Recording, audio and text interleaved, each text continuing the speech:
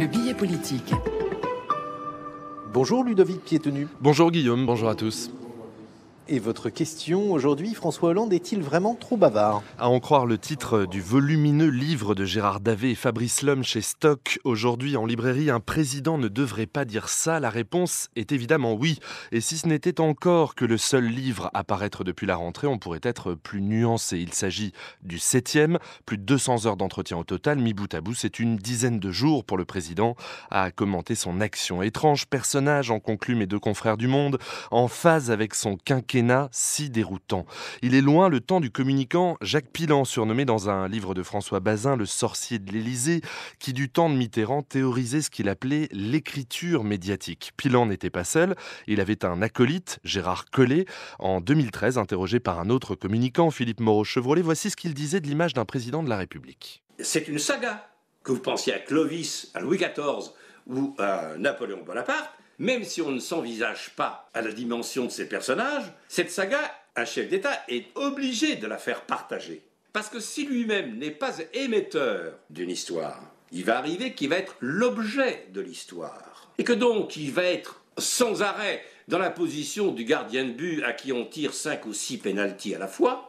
Vous imaginez le désastre ? Gérard Collé, ancien conseiller en communication avec Jacques Pilan aux côtés de François Mitterrand, une vidéo que vous pouvez retrouver en lien sur la page du billet politique franceculture.fr. Alors François Hollande est-il dans la position d'un gardien de but en accordant toutes ses interviews, y compris celles à paraître aujourd'hui dans l'Obs ?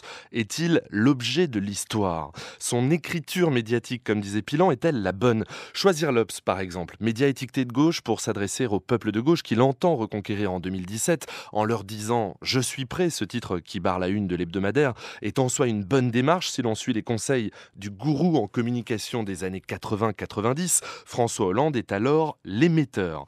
Plutôt que de répondre de manière pavlovienne aux propositions des journalistes, et c'est bien là la contradiction avec tous ces livres en même temps, on préfère aller dans tel média selon les faits que l'on veut obtenir, disait Jacques Pilan dans le seul et unique entretien accordé 3 ans avant sa mort, publié par Le Débat en novembre 1995. Interview exhumée par l'économiste et philosophe Jérôme Batou cet automne dans la dernière livraison de cette même revue. Interview analysée, mais théorie réactualisée 20 ans plus tard. Jérôme Batou, qui a travaillé 1 an aux côtés de Jean-Marc Ayrault à Matignon, au tout début du quinquennat, appelle à une communication moins bavarde, plus grave, plus précise dans le choix des mots.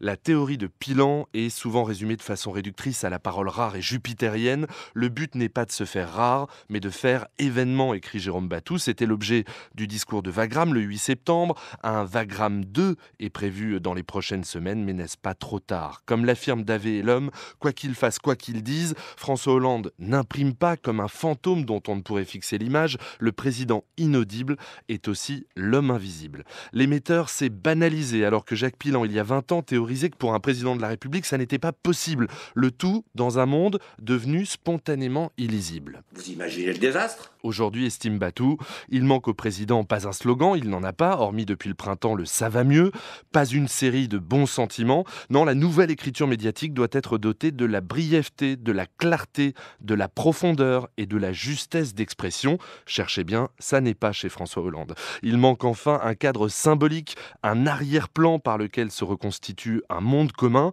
une parole de création d'un monde dans lequel tous peuvent se reconnaître. C'est selon l'intellectuel l'une des clés pour dissiper la coupure entre les élites et les citoyens.